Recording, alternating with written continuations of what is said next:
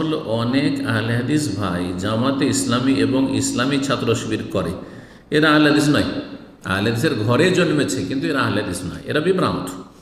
এদের মধ্যে খারেজিদের লক্ষণ রয়েছে, চরমপন্থীদের লক্ষণ রয়েছে।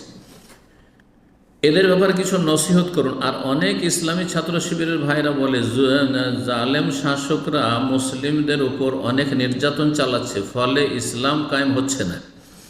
তাই তারা বলে রাসূলুল্লাহ সাল্লাল্লাহু আলাইহি ওয়াসাল্লাম ইসলাম কায়েম করতে প্রচেষ্টা চালিয়েছে। ইসলাম কায়েম করা মানে কি? ক্ষমতা দখল করা? এটাই তো গুমরাহি, এটাই তো কোরআনের অপব্যাখ্যা, এটাই তো ইহুদি নাসারাদের অনুকরণ, যে আপনি কোরআন কুপ্রবৃত্তির অনুসরণে আপনি কোরআনের ব্যাখ্যা করছেন। আপনি শয়তান বিভ্রান্ত করেছে। দিন কায়েম মানে দিনের যে কোনো বিষয় কায়েম করা, তাওহীদ থেকে শুরু করে যে কোনো আমল করছেন, ফরজ, ওয়াজিব, সুন্নাত, নফল, আর হারাম থেকে বাঁচছেন, সবগুলি হচ্ছে দিন কায়েম করা। দিন কায়েম মানে রাষ্ট্রীয় ক্ষমতা, এটি হচ্ছে জঙ্গিদের গুমরাহি আর জঙ্গিদের পৃষ্ঠপোষক ও জামাতি ইখওয়ানিদের গুমরাহি। আল্লাহ এই গুমরাহি থেকে বেরিয়ে আসার তৌফিক দান করে যারা গুমরাহিতে নিমজ্জিত হয়েছে, আর বাকি মুসলিম ভাই বোনদেরকে তাদের অনিষ্ট থেকে রক্ষা করুন। বলছেন যে আমাদের ইসলাম কায়েমের চেষ্টা করা ইমানি দায়িত্ব। হ্যাঁ, ইমানি দায়িত্ব, আপনি চেষ্টা করুন। প্রতিদিন ঘুম ভাঙলেই ফজরের সালাত সবচেয়ে বড় দিন কায়েম করা, হ্যাঁ, আর তারপরে সুন্নত নফলগুলি আদায় করে এগুলি দিন কায়েম করা, আর তারপরে জামাতের পাবন্দি করা, দিন শিখা, কোরআন সুন্নাহ ভিত্তিক দিন শিখা, ভালো আলেমদের কাছ থেকে দিন শিখবেন, নিজেরাই সেলফ স্টাডি করবেন। যেমন আপনাদের মুরব্বী ছিল, আর তেমনই আপনাদের অবস্থা, আপনাদের মধ্যে কোনো ভালো আলেম নেই, এইরকম হলে তার হবে না। জি, আল্লাহ হিদায়াত দান করুন।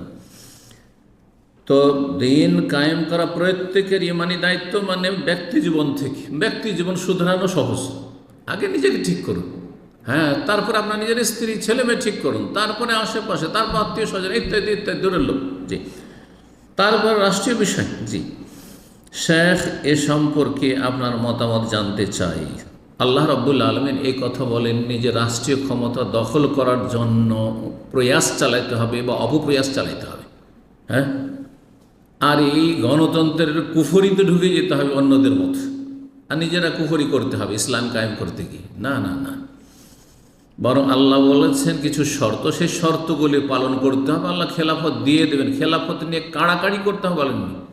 সূরা নূর 55 আল্লাহ ইরশাদ করেছেন, ওয়াদাল্লাহুল্লাযিনা আমানু মিনকুম, যারা মুমিন এবং সৎকর্মশীল, ঈমান লাগবে, ঈমানের পুরো বিস্তারিত আরকানে ঈমান, আর তারপরে শুআবুল ঈমান, ঈমানের শাখা, ঈমানের রুকন, এগুলি যার মধ্যে আছে এবং সৎকর্মশীল, আল্লাহ বলছেন তাদের সাথে আল্লাহ ওয়াদা করছেন কি, লা ইস্তাখলিফান্নাহুম ফিল আরদ, পৃথিবীতে তাদেরকে আল্লাহ খেলাফত দেবেন। খেলাফত নিতে হয় না, খেলাফত আল্লাহ দিয়ে দেবেন।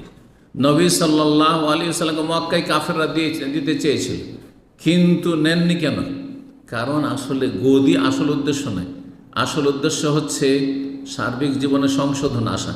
এদিকে মূর্তি পূজাও চলতে আছে, আর মুহাম্মদ সাল্লাল্লাহু আলাইহি ওয়াসাল্লামকে ওরা রাষ্ট্রীয় নেতা বানিয়ে রেখে দিয়েছে, যেমনটা চাইছে এই জামাতি ইখওয়ানিগুলো, এমনটাই চাইছে। তো নবী সাল্লাল্লাহু আলাইহি ওয়াসাল্লাম তো নেননি, এই অফার তো কবুল করেননি।